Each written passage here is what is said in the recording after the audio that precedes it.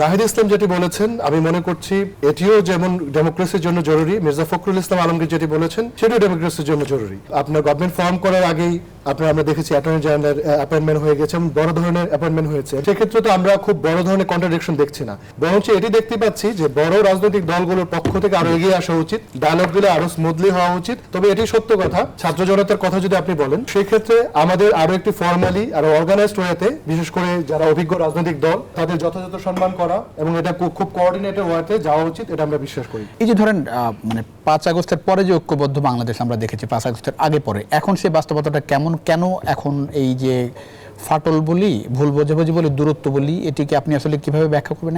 আর 2 নম্বর হচ্ছে যে এটি কি ধরেন নির্বাচন সামনে রেখে ক্ষমতা এই বিষয়গুলোর কারণে কি এরকম একটা পরিস্থিতি তৈরি হচ্ছে কিনা?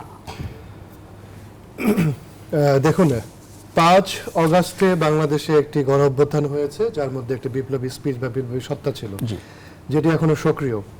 5 তারিখের পরে যখন অন্তর্বর্তীকালীন সরকার দায়িত্ব নিলেন এবং অপরাপর রাজনৈতিক দলগুলো তো মাঠে আগেও সক্রিয় ছিলেন, এখনো সক্রিয় আছেন, তো এখন তো পলিটিক্স করছেন।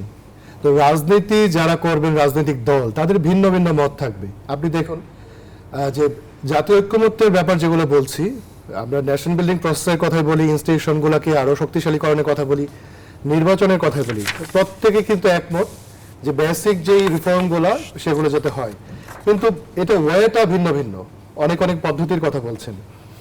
এবং আপনারা দেখতে পেয়েছেন যে আমরা বারংবার যদিও বলছি যে ঐক্য বিনষ্ট হচ্ছে ইত্যাদি হচ্ছে, কিন্তু আমরা রাজপথে কিন্তু দেখেছি যে আওয়ামী লীগের এবং এই ফ্যাসিবাদের মোকাবেলায় ছাত্ররা এবং জনতা এবং রাজনৈতিক দলগুলো ঐক্যবদ্ধ রয়েছে।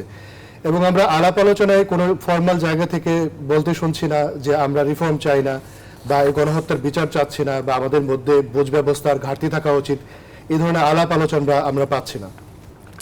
একটা বিষয় আইন উপদেষ্টা স্ট্যাটাস দিয়েছেন, সেখানে তিনি বলছেন যে এটি গণহত্যাকারী, মানে যে ভুল বোঝাবুঝি দূরত্ব উনি দেখছেন, ভুল বোঝাবুঝি কাম্য নয় বলেছেন, তার মানে উনি কিছুটা দেখছেন এখানে। গণহত্যাকারী আওয়ামী লীগের নেতাকর্মী ও তাদের দোসরদের কতটা উৎসাহিত বেপরোয়া করে তুলতে পারে তার কিছুটা প্রমাণ এই কয়েকদিনে আসলে দেখা গেছে। সরকার থাকছে না, প্রধান উপদেষ্টা ফিরবেন না, অনেকে দেশ ছেড়ে পালাচ্ছেন, মানে এই বিষয়গুলো আসলে মাথায় থাকছে কিনা আমাদের রাজনীতিবিদদের কিংবা যারা ছাত্র নেতারা আছেন? দেখুন, নির্বাচন এবং আরেকটা কথা যেটি হেলাল ভাই বলছিলেন যে সরকারের থেকে আসলে রাজনীতিবিদদের কথার রিয়াকশন কিংবা সেনসিটিভ বিষয়গুলো আসলে বলতে পারে কিনা। দেখুন, এই সরকারটি কিন্তু গণ অভ্যুত্থানের সরকার, এটাকে 90 দিনের কেয়ারটেকার গভর্নমেন্ট ভাবলে পরে আমাদের মনে হয় যে একটু ভুল রিডিং আসবে। তো নাহিদ ইসলাম যেটি বলেছেন আমি মনে করছি এটিও যেমন ডেমোক্রেসির জন্য জরুরি, মির্জা ফখরুল ইসলাম আলমগীর যেটি বলেছেন সেটিও ডেমোক্রেসির জন্য জরুরি। শুরুতে এটি তো হয়েছে যে আপনার গভর্নমেন্ট ফর্ম করার আগেই আমরা দেখেছি অ্যাটর্নি জেনারেল অ্যাপয়েন্টমেন্ট হয়ে গেছে এবং বড় ধরনের অ্যাপয়েন্টমেন্ট হয়েছে। এবং আমাদের যারা রাজনৈতিক বন্ধু, বড় স্টেক হোল্ডার যারা, তাদের পক্ষ থেকে কিন্তু গভর্নমেন্ট ফরমেশনে এবং বিভিন্ন দায়িত্বশীল পর্যায়ে যেগুলো আমরা দেখেছি সেখানে তাদের এক ধরনের মতামত ছিল। তো এখন আপনি যে স্ট্যাটাসের কথা ধরে বললেন সেক্ষেত্রে তো আমরা খুব বড় ধরনের কন্ট্রাডিকশন দেখছি না, বরঞ্চ এটি দেখতে পাচ্ছি যে বড় রাজনৈতিক দলগুলোর পক্ষ থেকে আরো এগিয়ে আসা উচিত, ডায়ালগগুলো আরো স্মুথলি হওয়া উচিত।